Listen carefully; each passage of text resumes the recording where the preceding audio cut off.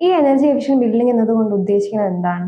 ഒരു ബിൽഡിങ്ങിന്റെ energy maximum efficient ആയിട്ട് ഉപയോഗിക്കുക, ഓപ്പറേഷണൽ കോസ്റ്റുകൾ കുറയ്ക്കുക, നമ്മുടെ വീടിന് വേണ്ട വെള്ളം, ഇലക്ട്രിസിറ്റി, ഇതിന്റെ എല്ലാം ഉപയോഗം മാക്സിമം കുറയ്ക്കാൻ പറ്റുന്ന അത്രയും കുറയ്ക്കുക.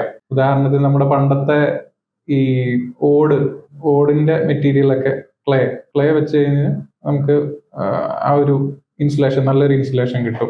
മാക്സിമം വെന്റിലേഷൻ, നാച്ചുറൽ ലൈറ്റ് വീടിന്റെ അകത്തേക്ക് വരുന്ന രീതിയിലുള്ള ഡിസൈൻസ്.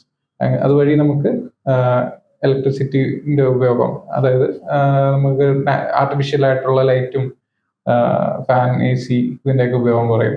ഇപ്പോൾ ആ പ്രാക്ടീസസ് ഒരുപാട് പേർക്ക് വരുന്നുണ്ട്. ഇപ്പോൾ സോളാർ പാനലിന്റെ യൂസേജ് ആണെങ്കിലും അതുപോലെ ഇപ്പോൾ വാട്ടർ ട്രീറ്റ്മെന്റ് സിസ്റ്റംസ് യൂസ് ചെയ്യുക.